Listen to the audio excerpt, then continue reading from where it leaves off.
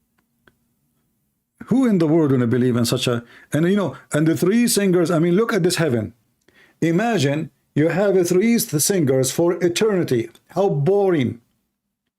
For eternity, you have three singers, David, Muhammad, and Allah. Every Friday. And who dare not to show up?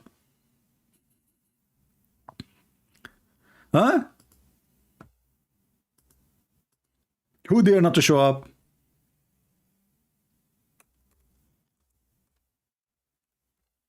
You are invited every Friday. You like not to go, not to, you have to go.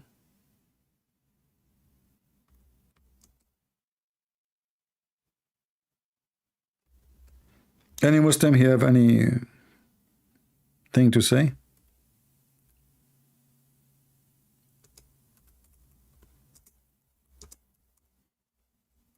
Let me see if I can find the hadith, so we can share it with you, the story I was reading for you.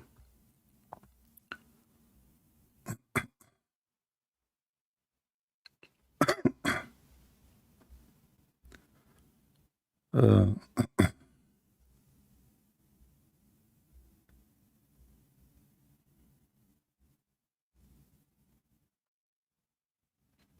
hmm.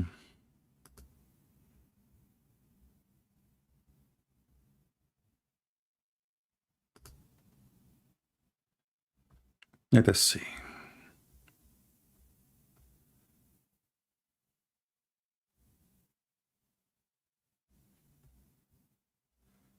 But anyway, I can find a better way actually. Actually, there's a hadith says that the people of Jannah, they enter upon Allah every day twice, and He recite for them the Quran.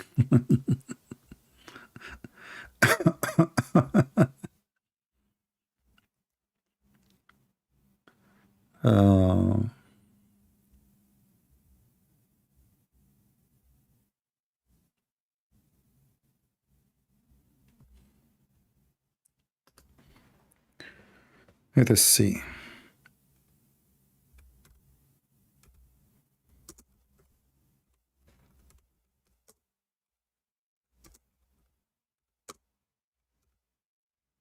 I'm just trying to find it in English for you.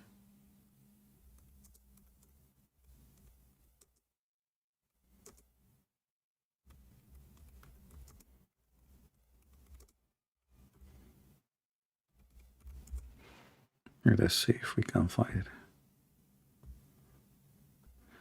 it. If we can find it in English, then we have to look for you for the story in YouTube, where the Deen Show description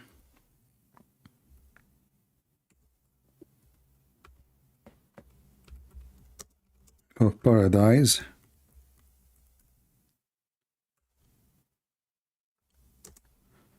Deen Show.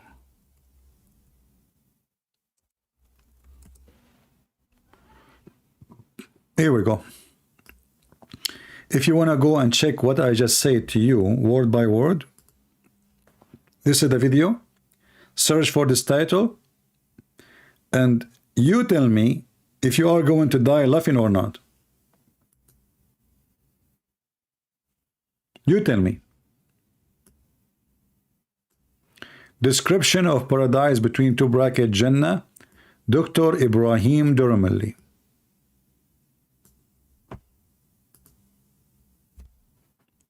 I challenge any Muslim to say Christian Prince is lying. I have it. This is your Deen Show.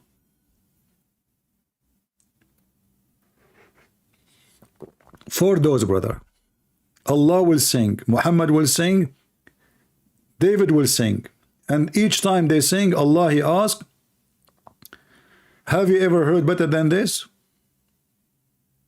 Have you? No. Yeah.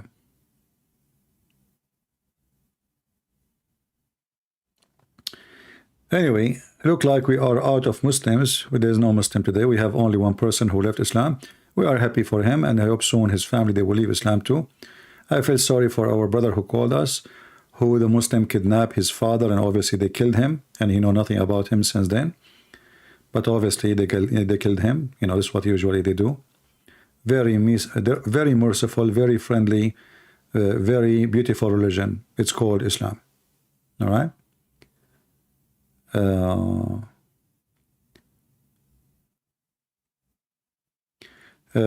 Dean Shaw is now buying a church. You know, when people they say somebody is saying buying a church, they are not buying a church. You know, those churches in USA, anyone can open a church. You know, you make a barn, you convert it to a church. This is not a church. So when people they say they are buying a church, this is not. It used to be. You know, in USA, those are private property owned by a group of people. They are not owned by organization. So I open a church now. I buy a property. And I put a sign and make it a church. That is a church. When they say to you they are buying, those people, they move to different place, and or maybe they cannot even afford to spend their money on it. If it became so big and they have low income, they sell it. It's not a big deal. Let them buy any building they want, but we are here building a human being. And we will make all those mosques in the future churches. Just wait.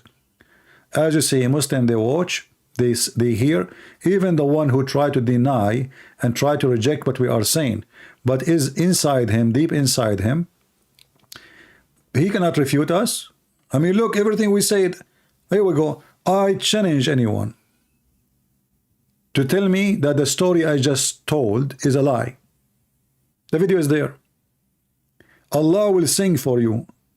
David will sing for you. Muhammad will sing for you, and each Friday they will ask you the three questions. Each one of you have a chair in the presence of Allah, and you have a card Allah will give you, and you have your name on the chair. Go watch it, and when you enter the heaven, Allah will make you so white. He will make you drink a drink, and you will have a diarrhea. Watch it. Watch it and die laughing. This is the video almost killed the guy in the church I was doing a seminar in. He could not take it. You know, they said to me, you know, the video by itself, I mean, it's stupid, but it's not like too much of a comedy. But with your comment, it is hilarious. You know? So I play 2 seconds or few seconds and I make a comment and people die laughing. I wish I can play it for you here, but you know what they would do. You know? This is Islam. This is exactly Islam. It's a fraud. It's a fiction for the stupid ones. And if you are a stupid one, I mean, there is nobody can protect you from your stupidity. Right? Only stupid people can think for a second that Islam is even a religion. This is just a collection of, you know, cartoons and violent and evil, sex with kids, kidnapping women, lying to your wife, the wife lying to her husband. It has zero morality, zero ethic. Actually, Muhammad have a way behind zero. And when Muhammad, according to Muslims, Muhammad get tested, maybe I should make a video about, maybe it's a coming video. Guys, do you know how Muhammad get tested? How Allah he tested Muhammad? Anyone knows?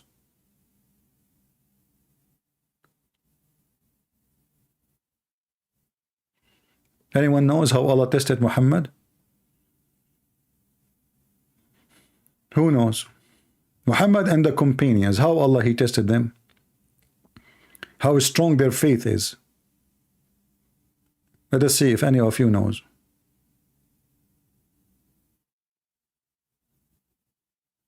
You don't know?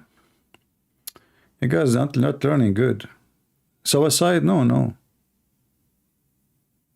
The Jew asked 3 questions. No, this is the Jews testing Muhammad, not Allah. Khadija? No. This is Khadija testing the angel by doing striptease. Thank you, Dalia. Here we go. Dalia, she got the answer. Dalia, I will make you an admin for giving the answer correct. I never saw this name before, but I will give her the admin.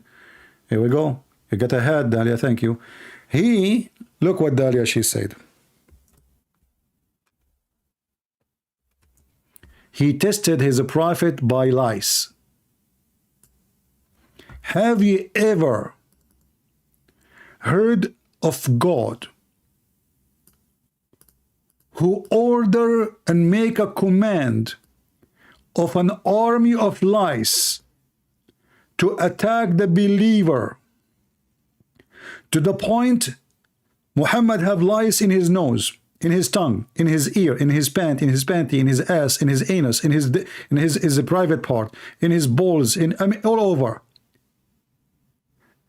The test of belief for the prophethood is lice. The prophet was full of lice. The Muslim, when they pray, lice used to drop over their faces, their noses, their hair, their shoulders. Umar al-Khattab used to smash them and the blood come all over his arm, his neck, his face. Lice, brother, there's lice there. Imagine if this has happened to Jesus and the companion. You see, Jesus, he went to the wilderness and he fasted for 40 days. Muhammad, he was struggling with lice for 40 years. Actually, I heard, I'm not sure it's true, I don't know if it's fake news or not, don't take me accountable for it, please. I heard that one of the lice, she used to live in the panty of the prophet. She is going to write a book because she was a first-hand witnesses for what happened there. So she will write a book, it's called the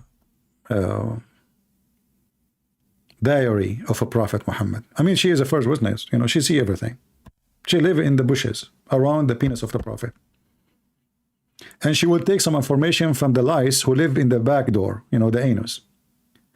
I mean, I never heard that there is a religion and there is a God. He examined how strong the faith of people by lice. And this is telling you how clean was the prophet.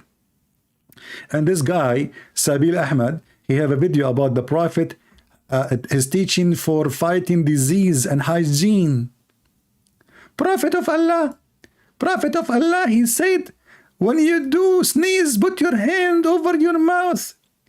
Do you know, brother, how much this is help for health protection? But he will not say you that Muhammad, he said that because shaitan, he jump in your mouth. Not because he is talking about health, you liar. According to Muhammad, shaitan, he jump in your mouth and he laugh at you. So what it was made for funny purpose, fiction purpose, suddenly become a science. Muhammad hygienes, and then we find that Muhammad is full of lies. Muhammad taking shower with dead dogs, women blood from period. Muhammad, he go to the woman, her name Haram. He sit in her lap and she take lice from his head. I don't know. My head is scratching. I forgot I'm an Arab. I don't know. What is that? Oh, this is not a lice. Sound like big. It's like an elephant. What the heck is that? Oh, what? What I found in my hair. Now I feel jealous from Sam Shamoun. Those things will never live there. If you have a hair like Sam Shamoun, you know, so long hair like Sam Shamoun, you know. Anyway, I'm not going to tell you what I found in my head now. You know, it was really big and beautiful, you know, like Zainab bint Jahsh. Ah, this is Zainab bint Jahsh was holding in my hair. Alhamdulillah. She is the wife of my son. Alhamdulillah. She is big and beautiful and white and I like her. Alhamdulillah. And I went to the house of my daughter-in-law and I flirt with her. Alhamdulillah. And I said to her, you're so good looking. Alhamdulillah. She looked at me, she said, oh, shame on you. I will tell my husband, okay? He is going to leave me for you. Look at a whore. I mean, have you ever heard of a whore? A guy, he flirt with her and she is married. She like it? Unless she is a whore, obviously they are sleeping together. A woman, she is married in the house of her husband. The guy claimed to be his father, flirting with her. If she is decent, she will take off her shoe and she will hit the hell of him. But because she is a whore, she like it. You know? Oh, Prophet, please, stop, please, stop. No, please, stop. Listen, praise be to Allah. He flipped my heart for you. Oh, please, Prophet, this is not your heart. I see it. It's going, it's growing. I see it there. I don't want to look down. Please, please, don't. No, brother, Prophet, don't touch, Prophet. Don't touch. Listen to me. I'm not touching you. Those are my hands. If I want to touch you, I will not use my hands. Trust me. Oh, Prophet, you are so nasty. You are so dirty. What are you talking about? Oh, no, please, please stop. This is really too much. I cannot handle it. Oh, boy, you have no idea. You are right. You cannot handle it. Just wait until we see. Oh, Prophet, I heard that Allah, He sent you a dish of shish kebab and you ate a dish of shish kebab and you get the power of 40 men. Is that what you are talking about, Prophet? Exactly. 40 men, they will sleep with you in one night. Oh, Prophet, I cannot wait for that 40 men, you promise? Yes, I promise. Prophet? Prophet? Hey, Prophet, we just get married, man. Where is the 40 men and the dishes of sheikh kebab and the kufta and the guy? You cannot handle it. Hey, Prophet, woke up. It's our first night. Prophet, what are you doing, Prophet? I cannot wait. I left my husband for your sake. And now you are sleeping. Okay, I will wait for him until he wake up. Hey, Prophet, Alhamdulillah, you are up. I was asleep. Yes, Prophet, I was like trying to wake you up, but your sleep is so heavy. I feel sleepy still. I will go back to sleep, and then you'll find a verse about this in the Quran. Aisha, she come to him and she wanted to have sex. So what Muhammad, he said, من شر واقب إذا وقب ثاقب إذا وقب.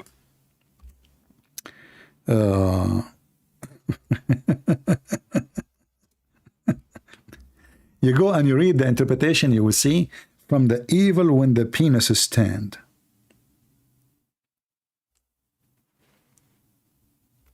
Muhammad, he cannot do it.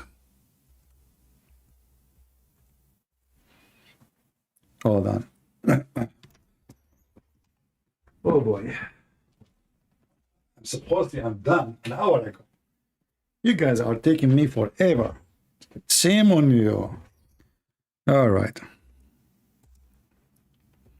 Chapter 113. If you go to the tafsir, you will see it says, وَمِن شَرِّ غَاسِقٍ إِذَا وَقَبْ. You read and it says, from the evil when the penis stand up. So the wives of Muhammad, they come to Muhammad, they want to do boom boom. Muhammad, he claimed that the devil is making them come and play with his hair so they can do boom boom, but he cannot do it. This is an excuse. And then, in order to cover himself why he cannot do boom boom, he say, from the evil of those who do witchcraft. From the evil of those who do witchcraft, casting spell by blowing on the knot. Then we will find the hadith to complete the story, that a man who is a Jew, he made knots on Muhammad by taking hair from his anus, peace be upon his anus, and he was able to control him, and Muhammad was bewitched. And how he was bewitched, his brain, his penis, nothing is functioning. So you will find here Aisha, she's saying that the Prophet, he imagined himself having sex with his wife. In fact, he never did so. The Prophet continued for such and such a period, imagining that he had slept, boom, boom, sexual intercourse with his wife. In fact, he did not. Why? Here it says, because he was under the influence of effect of a black magic.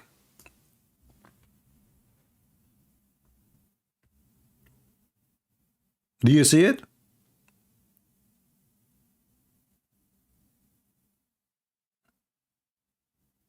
Huh? Hey people, do you see it?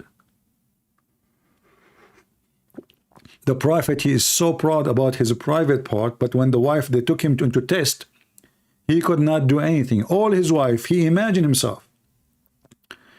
Hey honey, are we going to do boom boom tonight? Oh, what are you talking about? Yes, night. We have a lot of boom boom. I cannot even move. Prophet, you did not even touch any of us. What are you talking about?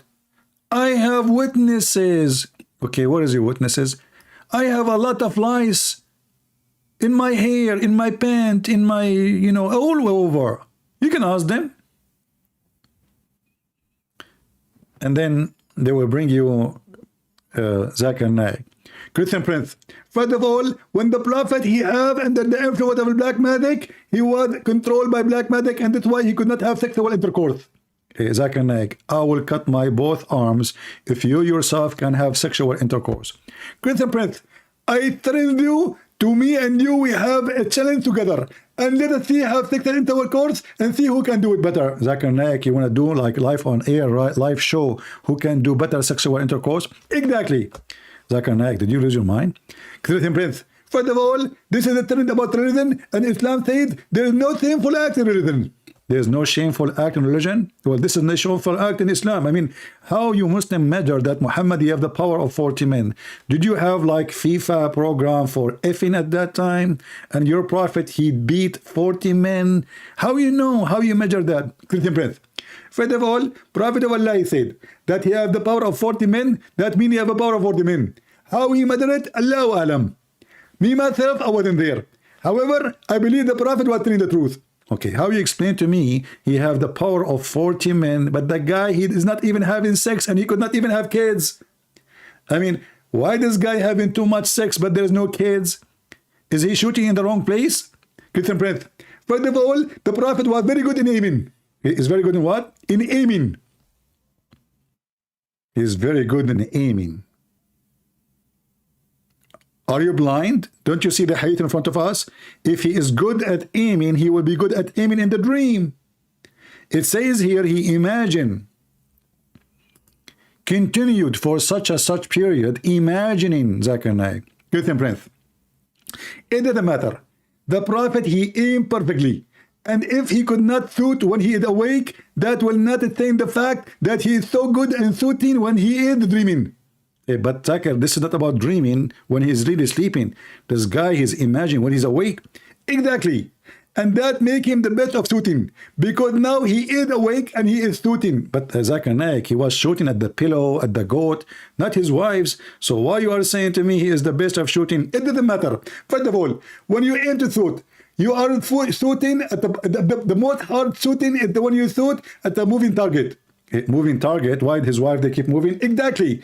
The wife of the Prophet, they are very horny. And because they are horny, they are boiling. And because they are boiling, they are keep moving target. So the Prophet is not easy for him to shoot. And this is why he did not have to have kids with them. They keep moving. He shoot, he hit the pillow. He shoot, we hit the door. We shoot. No wonder Muhammad, he have many bandage over his private part. Christian Prince, respect yourself. First of all, the Prophet, he didn't have a single bandage over his private part. So what do you mean? What you're talking about? How you know? How you know? Christian Prince, the Prophet of Allah, he have the best penis ever. Have you ever heard of a religion? The follower of it, they are proud about penis of their Prophet. Honestly, have you ever heard Buddhists, Hindus, any? They are proud about the penis of a Prophet. Have you? Isn't it this is telling you that the whole story, this mad religion is stupid? The Prophet, he can if 40 as 40 men. I mean, what will happen if he can if as 39? Is that will like make him not qualified to be prophet? Is that what the quality of a prophet is about? And then we find Muhammad, because all Muslim prophet, they are so good in ifing, man. You will find Suleiman, he decided to if 100 women.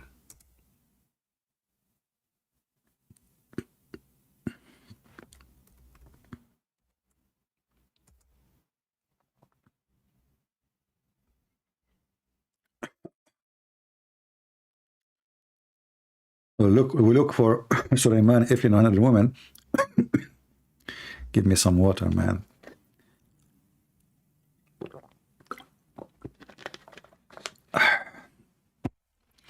You see, guys, how much I spend time just to teach you? Every day, almost 5-6 hours. This is too much, isn't it? And here, this story isn't about effing, but here is something. That's why I decided to drink water, in case you don't know. But I don't know if you notice what's happening here. The Prophet, he said that there is a water, it's called the fountain of Hayat. What is called, brother? The fountain of Hayat. Brother, at the rock, there was a water spring called Al-Hayat. Hayat means the life. And none come in touch with it, water, but become alive. Ooh, I just touch it. I'm full of life. I'm so strong now. I was so tired. I just touched the water, brother. Al-Hayat. And now we know where the movie, the Pirate of the Caribbean story is coming from. The Fountain of Youth is a very old legend. Start even before this, the legend of Gilgamesh. Anyone remember the story of Gilgamesh? They go and they run to find the Fountain of Life, which is located in Qatar. Sorry, in Bahrain, close to Qatar, which does not exist. It's a fiction. So he go there to find the Fountain of Youth. And now this is Muhammad, the stupid Muhammad. He copy a legend and he make it a real story that Moses and his servant Yeshua, son of Nun. Look, he's a son of Nun, which means the son of the whale. Brother, perfect name. Yeshua, the son of Nun. And they ride a whale. They took a whale with them here, it says. They took a whale with them and they put him in the basket. Have you ever heard of a whale can fit in a basket? I think looked like at that time the whale they used to be in the size of a sardine. And the whale is dead. But when they arrive to the Fountain of Youth, some drop of water fall over the whale. And the whale, like, suddenly he opened his eyes, like, boing. He looked around him. What the heck? I'm alive again. Oh boy. I thought I'm dead. This is what happened when the water of life fell on you.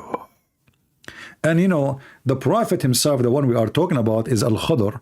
Why he is called Al-Khadr? Because he drank from the Fountain of Youth. And because he drank from the Fountain of Youth, he sweat from the water of the Fountain of Youth. So if he sat in any dry grass, under his ass the grass will turn green. This is why his name is Al-Khadr, which means green, because he drank from the Fountain of Youth. And here you notice that everything Muhammad he say, it is scientifically proven to be accurate, brother. You know, this is absolutely true. So spring of cold Al-Hayat, none come in touch with it but become alive. So some of the water of that spring fall over the fish. Oh boy. Brothers and sisters, please, please, please keep this water away from your mother-in-law if she die. Don't let it even get close to her. She died and now finally she's leaving. And now your wife, she will take 2 drops or 1 drop of the Fountain of Youth. And she drop it in the top of her. And your mother-in-law is back to life. Oh boy. Oh boy. Or finally your husband, who you don't like at all, he pass away. And then your mother-in-law, she bring that water and she made a drop of water in the top of his head. Oh boy. And be careful, don't put it in his mouth, because he will go back to the time of being infant. You know, don't do that. He will become so young. Unbelievable. Yeah, pizza. This is the Prophet Pizza, peace be upon him. And the stories is sahih. You know, look, this is Al-Bukhari. They cannot say this is da'if. This is sahih story. Authentic, authentic, brother. It is very authentic. This reminds me of the guy who called me from Indonesia. Christian Prince, answer my question. And I was saying to myself in my head, what the heck with that guy? Why he's talking like this? Christian Prince, please answer my question. And why you are not answering my question? You promised me to answer the question, Christian Prince. And I say, like, man, please, God, don't send me those people, you know. I'm going to jump from the Christian brains. Why you did not answer my question? Well, Jesus said us. He didn't say us, Christian brains. You know, that's what the Muslims are busy with. All those stories make sense for them. Jesus being God doesn't make sense. No, fountain of youth, and then the whale, he come back to life, and then he go in the water, and behind him the ocean become like a tunnel. Look what the heck. They were able to follow the trace of the whale in the ocean. Look, brother. The narrator added, so they come back, retracting their steps, and then they found in the sea the way of the fish looking like a tunnel. This is the first time I heard that somebody can trace somebody when he is on the water.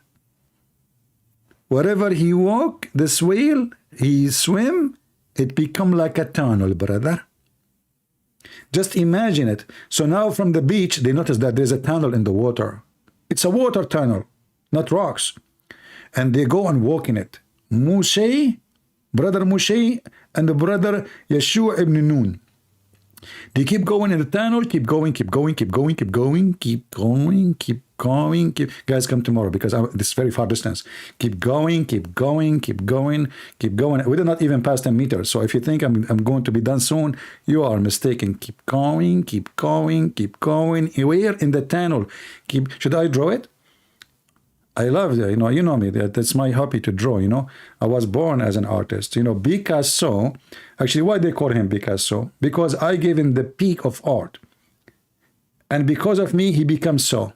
That's why his name is Picasso. So I gave him the peak, and because of me, he becomes so. He become an artist. So ask him. Just ask him. I have real witnesses. As the lies. They were there. So. They keep going in the tunnel, brother, and so there was astonishing event for his attendant. What? There was a FIFA festival. Macy's was there. Maradona, Bilé, Shukutuku. What the heck? And there was a tunnel for the fish.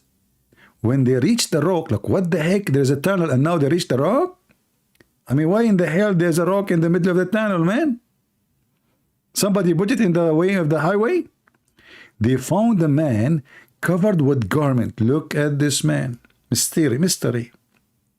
So they go in the tunnel inside the ocean. And then they keep walking until you can imagine how much they keep walking, keep walking, come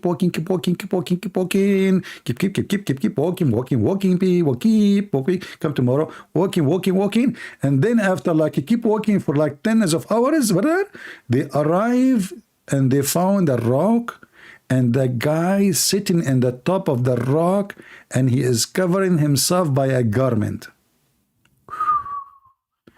Moses greeted him. The man said, astonishingly, is there any such a greeting in your land? I mean, you met him in the middle of the ocean and you're asking about the land? What the heck? Moses said, I'm Moses. Look like at that time, Moses is very well known over the internet. Everybody knows Moses. You go to America, they know Moses. You go to Taiwan, they know Moses. You go to China, okay, Moses, I'm Moses, man. And supposedly, come on, you don't know Moses? I am Moses, the man said. Moses of Bani Israel. Look. It turned to be that Moshe is so famous. He not only know his name, he know what is coming from, and he is son of who? What is missing his account in Twitter and in Facebook? You mean Moshe, the son of Israel? Musa said to him, and he's proud, yeah, it's me. It's me. And added, may I follow you so that you teach me something? of the knowledge which you have been taught? Quran chapter 18 verse number 86. You know, look at this. Kusa, Mr. Zucchini, every day he come here and he say the same thing. Christian Prince, you are not telling the truth. You eat it. I'm showing this in the screen, your hadith, your prophet story. And you are telling me I'm not telling the truth? Isn't this what your prophet said? What do you mean I'm not telling the truth?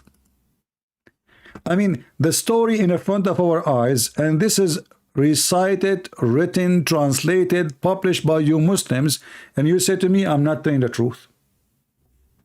Are you mentally ill? Or you are just a zucchini? This is what Kusa mean.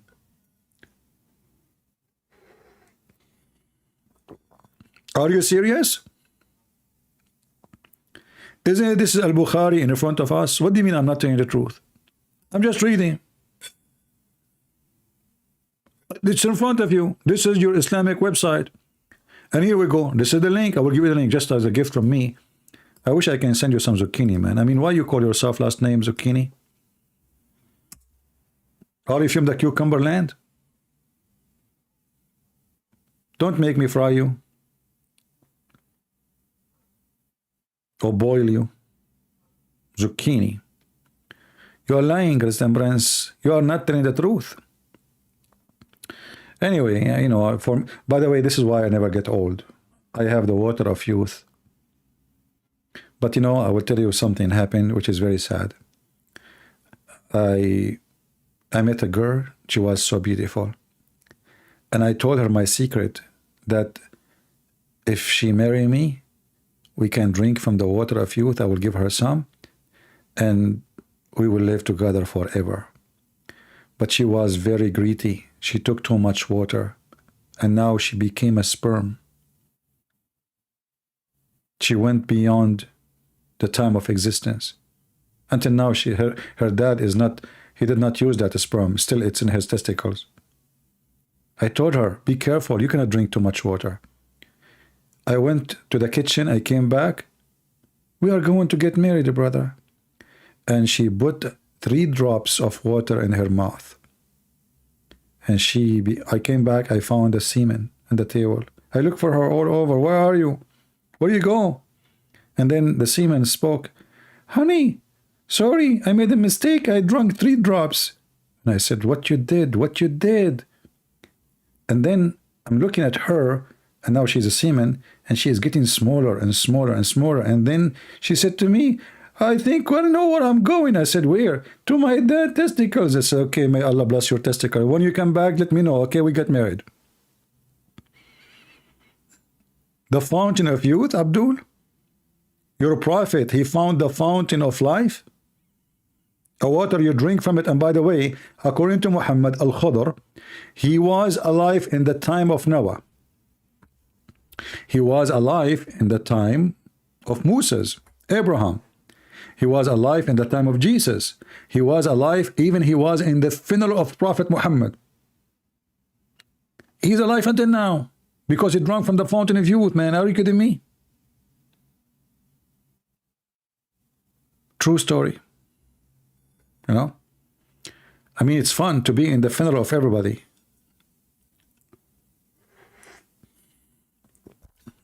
Do you think he will be in the funeral of Joe Biden? You know the thing?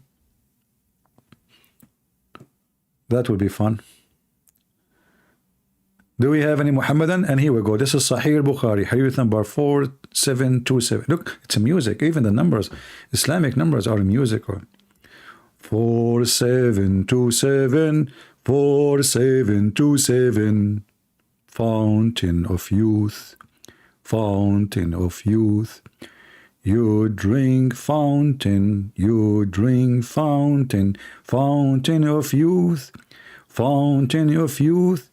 You become a baby, you become a baby. Loo, loo, loo, hoo, hoo, hoo. The prophet told a story, prophet told us a story. Must be true, must be true. Fountain of youth, fountain of youth. Will make you youth. What an idiot, what an idiot. Take a beer, Fountain of youth, a tunnel in the ocean. My friend, you are here through recitation of the Quran. That's deep. Guys, did you hear that the recitation of the Quran? Okay, let us go and hear the recitation of the Quran.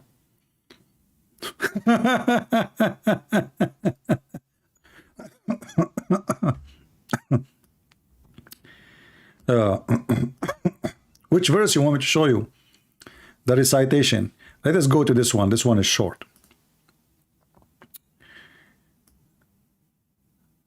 O Prophet, say to this believer, I don't worship what you worship, nor do you worship what I worship, and I will never worship what you worship, and you will not do worship what I worship, for I do not do worship what you worship, and you will not do worship I will worship, and I will never ever do worship what you worship, because you have your religion, I have mine. Wisdom. The holy chapter is I don't worship what you worship, and he kept repeating himself. Did you hear the recitation?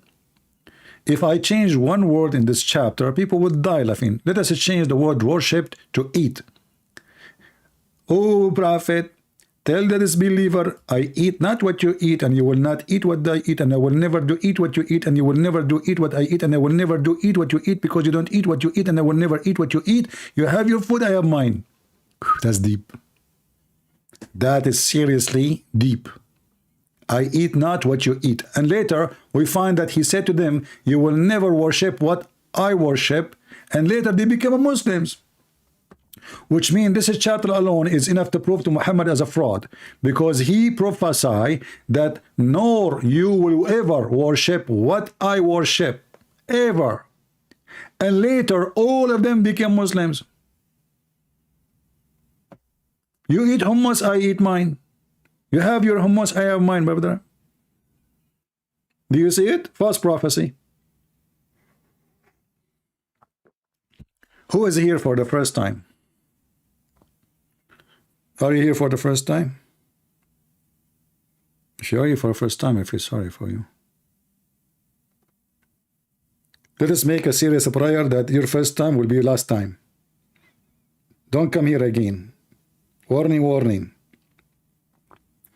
Don't forget to subscribe and then unsubscribe, because Allah will give you blessing. If you do subscribe to someone evil and unsubscribe for him, Allah will reward you double. So by subscribing once, Allah will take one deed from you. But by unsubscribing, Allah will double your deed, which means you are a winner anyway.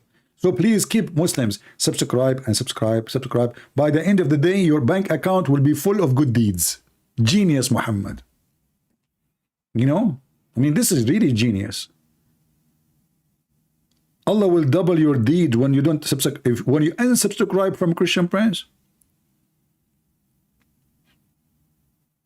What the heck? Any Muslim can tell us how the Prophet, he predicted that they will never worship what he worship, and later all of them become Muslims? Huh? Hello? Hello, it's me you looking for. My family are Muslims, and we are saying we are stupid. My friend, you are need to be respectful. Hello, Mr. Kusa is asking for respect. And don't forget to mention the rest. Your Quran call us animals and monkeys. Hello. So you stupid idiot, you call Christians and Jews pigs, monkeys, kuffar, infidel, worth of the animals, and then you are asking me to speak about Islamic respect. Muslims, people of respect, brother. A lot of respect. The Prophet, as an example, if he decide to respect you, he kill you, he take your wife, he rape her.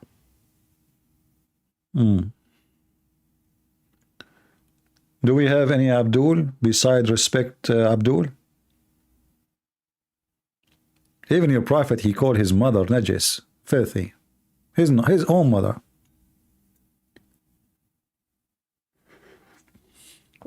If I am you, I will change my name. I mean, why you are causing yourself Kusa, man?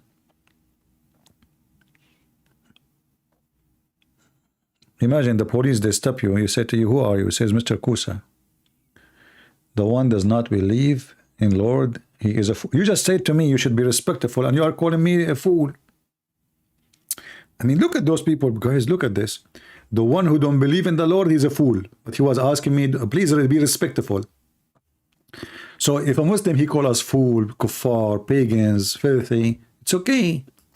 But the one who believe in the fountain of youth is not a fool. Hey, Mr. Kusa, looking at your picture, you look so young. Be honest with me. Did you drink from the fountain of youth?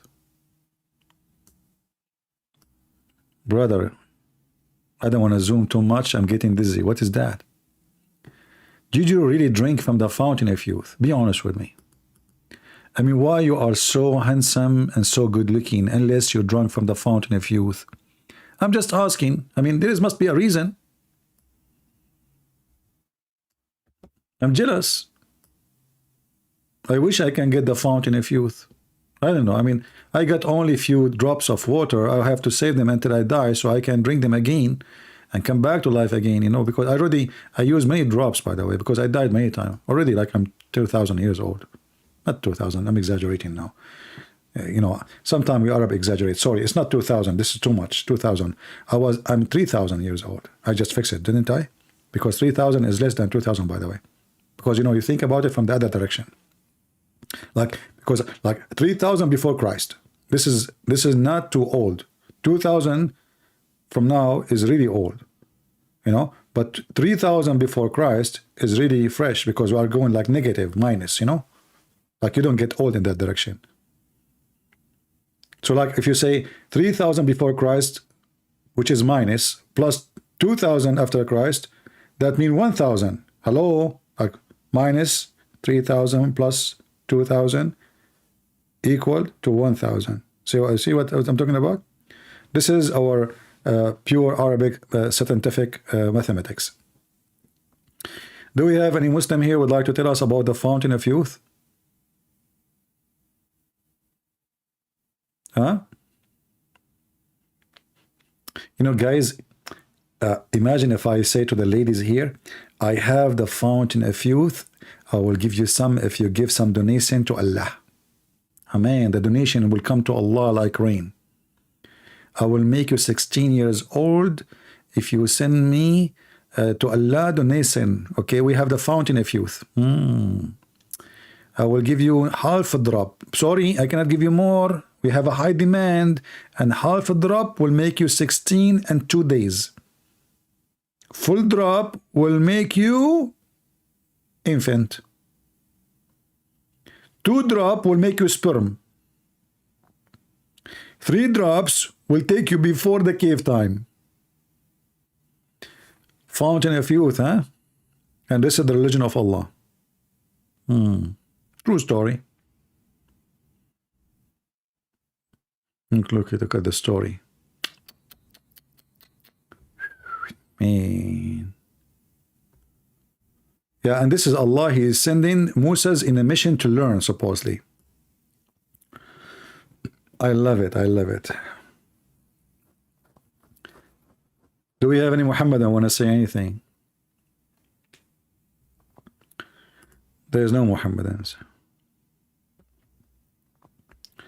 We have only one caller today. Strange.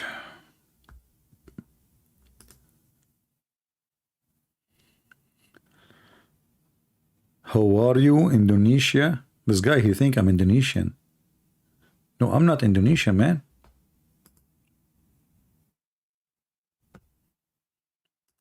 You know why people think I am from Indonesia? I will give you reasons. First of all, because I like rice. Number 2, they think I'm Indonesian because I'm Ustad. Number 3, they think I'm Indonesian because I just came from Singapore. Number 4, people think I am from Indonesia because I speak fluently Indonesian language. you know. Actually, it's not a secret that before me, nobody speak Indonesian language. You know, and the reason I forgot some of it, because I drank the fountain of youth, and you remember, when you drunk from it, you get younger, right? So you lose some of the memory you learned during the time of aging, you know? So like, otherwise I speak really orange, non-stop. When I was in Singapore, I saw an Indonesian girl. I was exiting from, you know, those towers, the one I made a video in them. I don't know, like, I said, where are you from? She said, Indonesia. So I said to her, orange. She have no idea what I'm saying. She go, what? It's orange. I don't know what is that. You know, I think she was trying her best to deceive me, to make me think that I am not speaking good Indonesian. Even though my orange was so clear. And I said to her, are you sure you're Indonesian? You know? She said, yeah. You know? I said, okay. Hello? Orange, you know, which means too many people, you know, too many people in the area. Me, orange. I was saying to her, look how many people, orange. Yeah, in Indonesian language, there is something fun about it. It's like you repeat the word twice, it will make it too many. Like if you see apple, you say apple. You say Abdul, you say Abdul. Too many Abdul. Mashallah. Okay.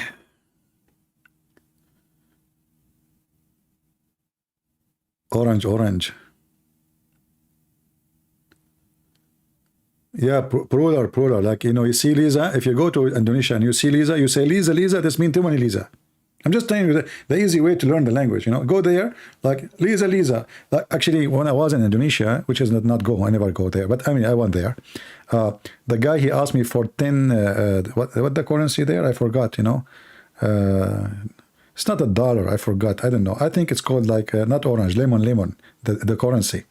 So the guy, he said to me, you have to pay 10 lemon, not orange. So I have only 1 lemon. So I said to him, lemon, and I gave him 1. He accepted that as many lemon. And it was like my bill was paid, you know. You don't need to give them that. Just tell them lemon, they will accept it that this is a lot. You use ruby? I forgot, man. I forgot, because, you know, when I was in Indonesia, in the city of Mumbai, in Indonesia, I put my hand in my pocket to get some dollars, and then some water from the fountain, if you have to drop on them, and they transform into rubies. And then I thought I have enough money, but, you know, rubies are not, you know, the value is nothing, you know. So like I said to myself, oh Allah, I am now in Indonesia, in the city of Mumbai, you know, in Indonesia. How I'm going to eat now, you know? And then when I, like, you know, suddenly a white angel, he appeared in front of me, and he, you know, told me you know, like, go there, you know, like he was pointing, not his finger, something else, go there. So I followed there, you know, and I went to that place, and I found like a free place where they give you food and shelter and everything. And I went there, and, you know, I start eating, and it says free to enter, free entry, you know, in English. But when I try to get out, it says pay here. It turned to be, it's a free entry, but it's not a free to leave, man. I mean, and then and I said, what the heck? You know, the angel, he appeared to me. He said, free, like, to go there. And I saw it says a free entry, you know. And then why, when I go leave, I have to pay. And then I spend in the city of Mumbai in Indonesia, you know, washing dishes. Alhamdulillah. And then after I finish washing all the dishes, and man, in Indonesia, there's a lot of dishes. Imagine there's 200 million, they are eating using dishes. This restaurant I'm talking about, it was serving 200 million Indonesians, all of them in Mumbai, which in Indonesia, which is in the middle of Singapore, you know. So anyway, after, you know, washing dishes, the police of Indonesia in Mumbai, in you know, Casablanca, they said, okay, you can go, you are free, you know. And then because now I became a free, you know, I said, thank you Allah, I'm not going to go to Indonesia no more. And since then, I don't live in Indonesia. I decided to move to Java, you know, which is in India, you know, and then I said, you know what, I will go to nice desert land. I like to live in the desert. And I asked them, what is the desert? They said to me, go to a city called Bali, you know. In Italian, they call it Bilaloo, Bilaloo, Bali, So I said, Bali, okay, Bali. And so I called my cousin Anthony, hey, Tony, let us go to Bali, and we went to Bali and we opened a pizza restaurant. And there we start our business to announce ourselves as a prophet of Allah. My cousin Anthony, his name now is Khalid ibn al-Walid, the companion of Allah Messenger. And he is a very well-known ustad in Indonesia. Big money, a lot of money. $10,000 each time he make a speech. Free pizza, free hotel, free hummus. All of this in Bali, brother. And then, I said, okay, my cousin is doing successful business. Let me start a business myself. So I changed, because, Thailand is very close. And then I said to myself, I think I have to do something, those people in Indonesia, they know how my voice is. So I need to change that. And even I don't want to even make them to think I am not from there. So, I decided to change how I look like, So I made a plastic surgery in Thailand, peace be upon Thailand people. And then I came to, Indonesia, and then right now my name is Ustad Dr. Abdi Haidat. And I dress like, Abdi Haidat, I dress like, people there. And thank you, Allah, money is coming like rain. Literally. Money, donation, women, brother. Beautiful. I like working as Ustad in Indonesia. Oh boy, I love it. Do we have any Muslim? Have any objection of the true story I just said, which I have no witness of it? Anyone? The funny is that the Muslim, they ask for 4 witnesses for fornication, but for the stories about God, they do not ask Muhammad for 1 witness. A stupid fornication, we need 4 witnesses, and they have to see the penis going in and out. And you tell me how in the world you can find 4 witnesses seeing the penis going in and out. They are going, hello, please, can you, hold on, don't move. Yes, stay there, okay. Please move your legs, I cannot see, man. What are you doing? We need to see it. How in the world you can see, how you can get 4 witnesses of a guy doing boom, boom, and they have to see the thing going in and out. At the same time, Muhammad, he go up to heaven. Muhammad, he speak to the angels. Muhammad, he receive Quran. Muhammad, he fly in the top of a donkey. Not a single witness. Any Muhammadan? So for stupid sex, we need 4 witnesses, and we need to see the thing getting in and out. And for a prophet going to heaven, there's no witnesses. Not even half.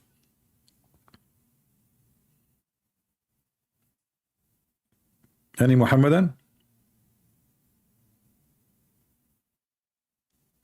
No, imagine you go home and you find your wife cheating on you, sleeping with somebody. And then, oh, what I can do, I need to have 4 witnesses. He say, guy, please, please, brother, can you keep doing what you are doing until I call my friends, please? Sure, yeah, sure, go ahead. And then you go and you bring 4 witnesses. And let us say you are having sex with the woman, but she is wearing her dress, and she is, I don't want to speak dirty, but she is sitting in the top of the guy, which means there's no way to see his private part. And now you have to beg your wife, please, can you please lift up your skirt so we can see it getting in and out? Please? I beg you. Islam is very logical.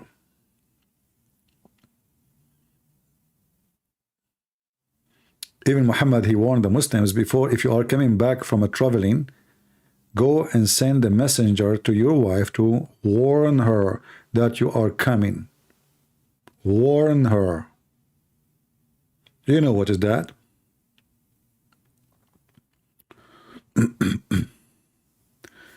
Any Muhammadan?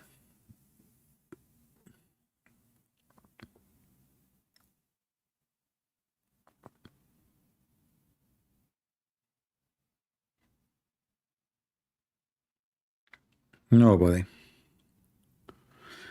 All right, I think we have enough for today. I hope you guys enjoy. As you notice, my voice is getting ugly. You know, should I sing for you before I leave?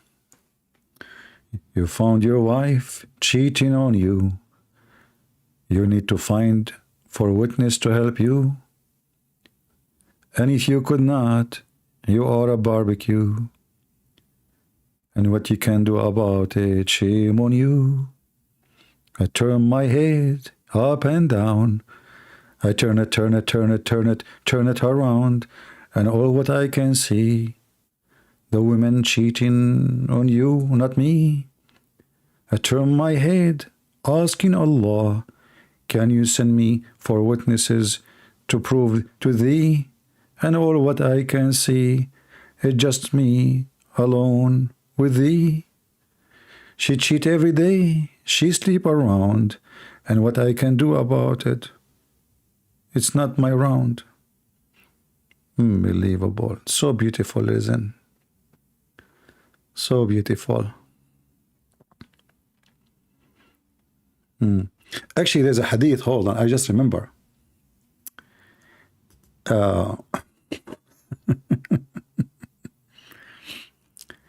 When Muhammad he made the hadith about the Quran about 4 witnesses.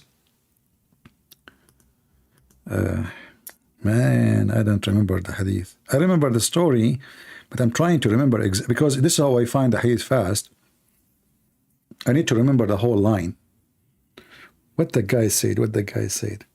So anyway, the guy, he came home and he found his wife doing boom boom with someone else.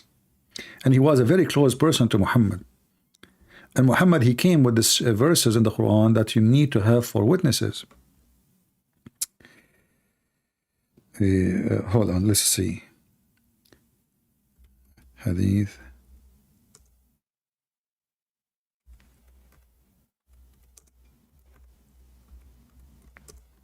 And actually, this story is enough to prove Muhammad to be false. Maybe this should be my coming video.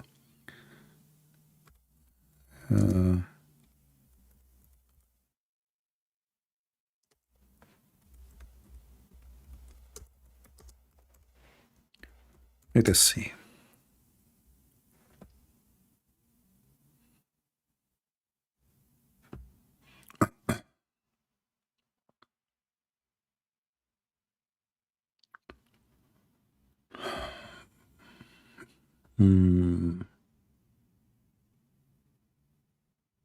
Yeah, I found the hadith. Hold on, but there's a rest of the story.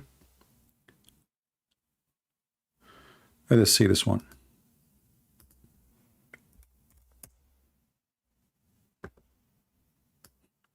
Guys, read with me. I'm not making things up.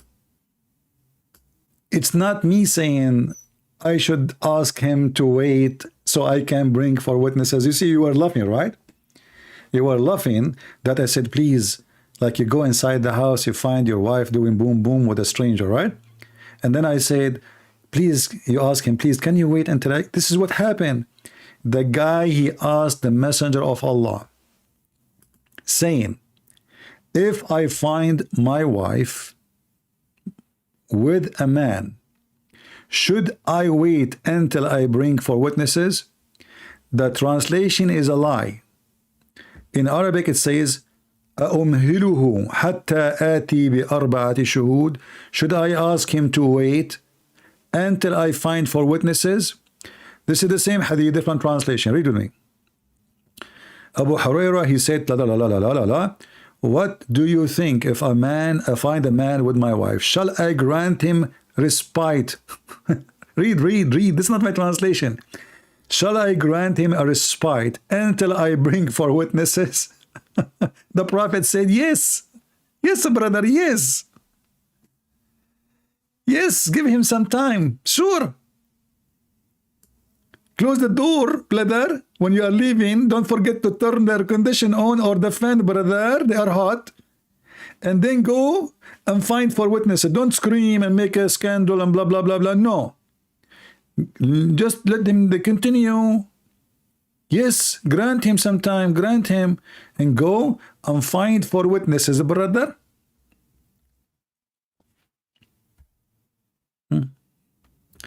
Look, this is a different translation for the same hadith. Should I leave him there until I had brought for witnesses? This is hilarious, honestly.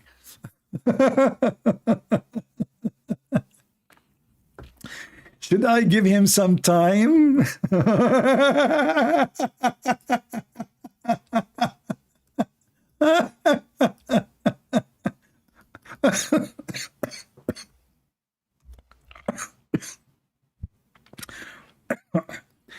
I'm going to die one day laughing here.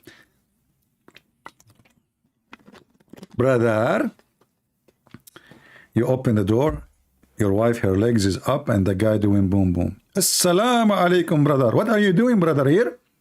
Oh, as you see, I'm just doing things with your wife. Okay, brother, please don't go. Please, just stay here. I need to go and fight for witnesses, okay? Sure. Please don't be late because I have another woman waiting for me and the neighbors. I can't stay here for long. Okay?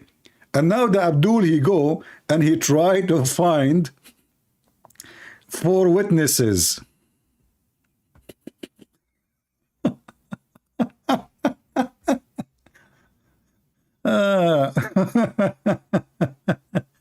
Oh boy.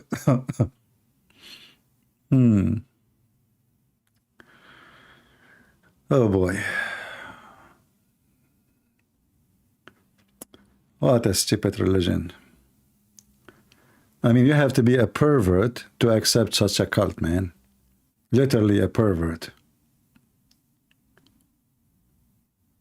Yeah. Anyway, guys, I have to go and find 4 witnesses. Sorry, I can't stay longer. I saw in the other day very shameful act in my yard. I saw a male cat chasing a female cat. And guess what? I could not prove fornication because I could not get 4 cats to witness the fornication act, brother. Because you have to bring witnesses from the same kind. You cannot bring 4 men. You have to bring 4 cats. You know? So what I did, I heard that there is a singer's band. It's called the 4 Cats. I called them, teredem, teredem, teredem, teredem, because this is the only cats I know they speak my language. So I said, 4 cats? He said, hello, yes, 4 cats. Who is talking? Hello, do you have party? We are nightclub here. I said, okay, 4 cats. I have a male cat in action as we speak in my yard. He is having boom boom with a female cat, and she is unknown. To be honest with you, I try to take fingerprint, any kind of identification, there's nothing. However, there's a pimple under her tail, and this is like maybe, I don't know, like it's a birth stamp or something. So if you have details, if you can send your team, please, here, because we need 4 cats to witness the fornication act so we can take them to Sharia law. And now you might think I'm joking. The Muhammadan, they claim that monkeys are Muslims and they follow Sharia. Once a female monkey, she cheated her beautiful chimpanzee husband. And imagine how evil this woman is. I mean, this monkey wife. She have a beautiful chimpanzee. His ass is red like orange. Orange. Yet, she leave her beautiful chimpanzee husband to a different monkey who is not from the chimpanzee. And he is not really even handsome. But just because he have a big banana. Don't take me wrong. I'm talking a normal banana, fruit banana. Okay. So, during the pre-Islamic period of ignorance, I saw a she-monkey surrounded by numbers of monkeys. They were all stoning it because it had committed illegal sexual intercourse.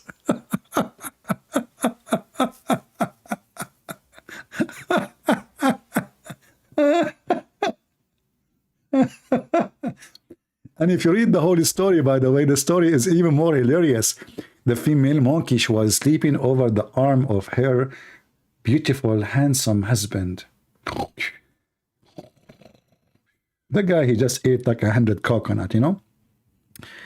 And then she saw the other male monkey. He's so good, man. She could not resist the temptation. So her husband is sleeping over her arm, so she would draw her arm slowly, slowly, slowly. And then she moved behind the tree and she did boom, boom with that monkey. However, when she came back, she made a mistake. Anyone knows what the mistake? Anyone knows what is the mistake? You remember, in English it's called mistake, not misgive. And here is the solution. Mistake, not misgive. So when she went there, she took what from the guy who she slept with? Sperm. That is the mistake. When she came back to her husband, Mr. Chimpanzee, he is sleeping, yes, but his nose is not, my friend. He started sniffing. And then he sniffed sperm. And his sperm sounds like zucchini, kusa, you know, not like his sperm. I mean, sperm, the husband's sperm is a coconut because he just ate coconut, you know, because the sperm smell change, depend what you are eating. If you eat garlic, it smells garlic. If you eat zucchini, it smells zucchini. Very simple method, brother. Isn't it the Muslim, they say you are what you eat. When you eat pork, you became a pork. So, brother, he started sniffing the female, the private part. And he went crazy and he started screaming takbir, takbir, but in the language of the monkeys, as you know. You understand the thing. So then, brother, you know, the monkeys came from every direction. They made Sharia law and they found her guilty and they start stoning her. Alhamdulillah. And now this monkey, she paid the crime for her crime. But hey, Muslims, how come this monkey, she was not required to have 4 witnesses for fornication? It's just a question. I mean, she is a Muslim, obviously. Why they don't have 4 fornication witnesses? And yet you stone her?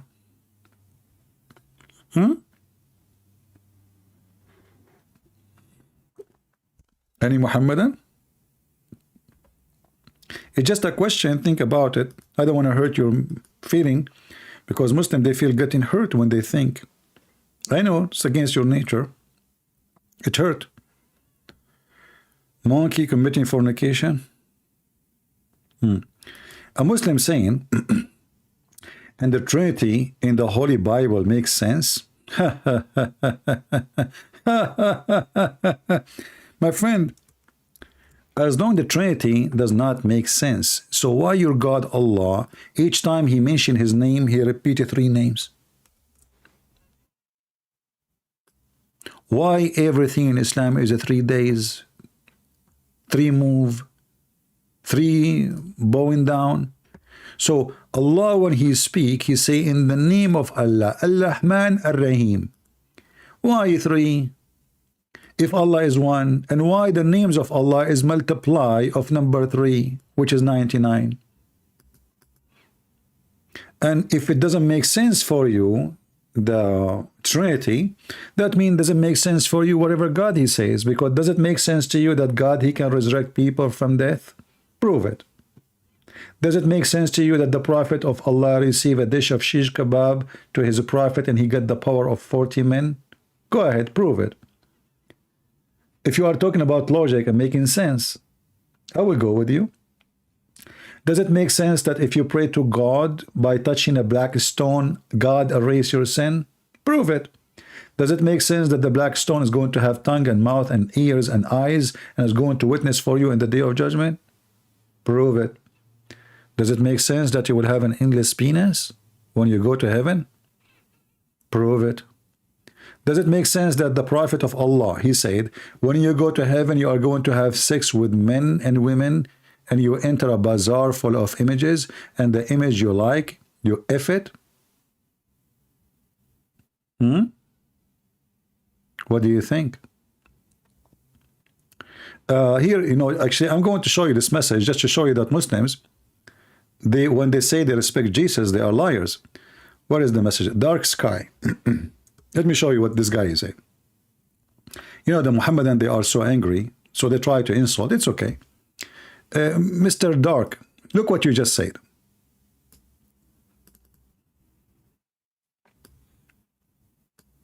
Your Jesus was legit gay, legit wanted a license to get married to another man. Is there not one responsible man among you? Is that make sense, dude? Well, my friend, thank you for saying what you're saying. I challenge you to prove it. However, I can prove to you that your prophet was a legit gay. And I challenge you to say the same about Jesus. In fact, the Quran in chapter 19, verse number 19 says Jesus is holy. This is your Quran. So from my side, I have a proof that Jesus is a holy person and he is pure. Your Quran says that Muhammad is impure and he is sinner. So you are going against your book and you are accusing Jesus with something against your book. Good for you. You are a Muslim. You are insulting Allah.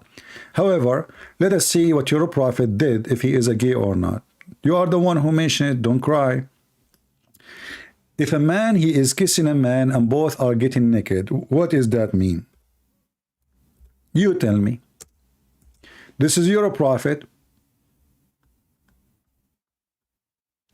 exchanging hugs and kisses, and both of them, they are topless, and the guy, he turned his back and he was rubbing his back naked on the chest of the prophet, and then he started kissing your prophet down his stomach, and he said, "Oh prophet, this is what I want, please don't stop, please." Do you see it? It's in front of you. Your prophet, even he took off his t-shirt so he can be naked, so the man, he can embrace him. The man, he said to him, "Oh prophet, this is not fair. This is not fair. I am not wearing a t-shirt, but you are wearing a t-shirt, prophet, but I am not." The prophet, he raised his shirt and the man embraced him and began to kiss his side. Then he said, "This is what I wanted, O Messenger of Allah." Are you there, Mr. Gay? And this is Sahih. Now go ahead and show me Jesus kissing men, kissing the belly of men. Go ahead. You are the one who mentioned it. This is your prophet's story. This is not my story. This is Sahih. And this is the reference. Here we go. Do you see it? So you try to insult Jesus. No problem. Doesn't make us angry. You know, you will pay the price. The Lord is watching. And your Quran says that Jesus is holy. And this is your prophet. Is that a behavior of a man who is a prophet of God? Not to forget that your prophet, he says, "I never received Quran except in the clothing of Aisha."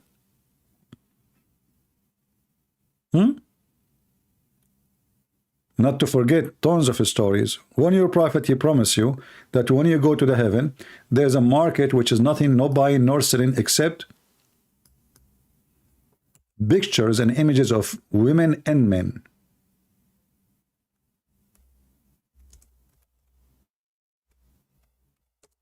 And if a man, he imagine, sorry, he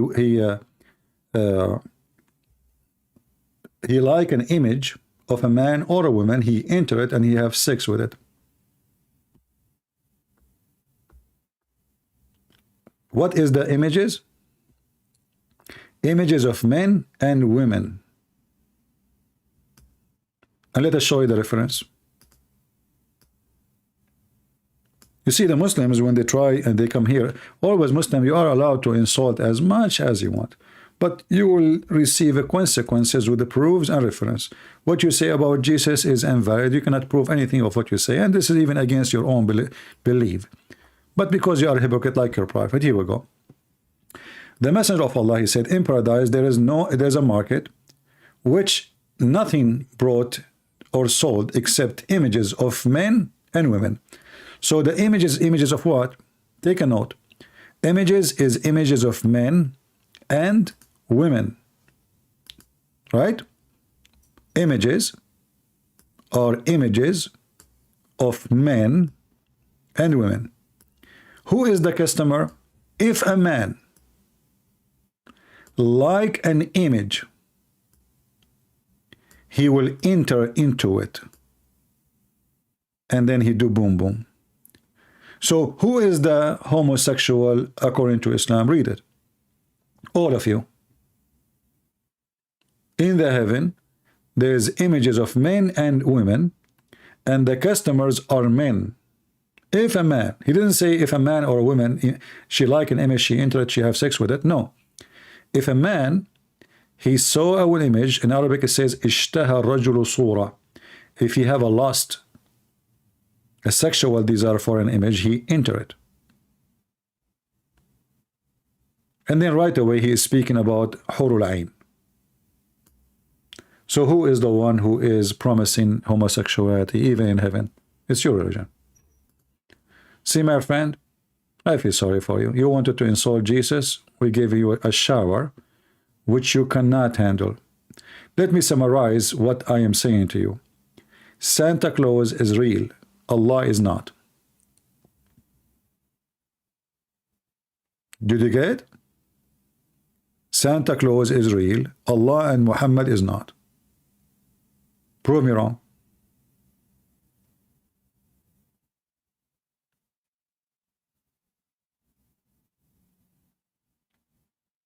Muslims, because they are so angry, they try to insult, but your insult doesn't affect us because, you know, we are speaking about the Lord, and the Lord, he will send you to hell, not me.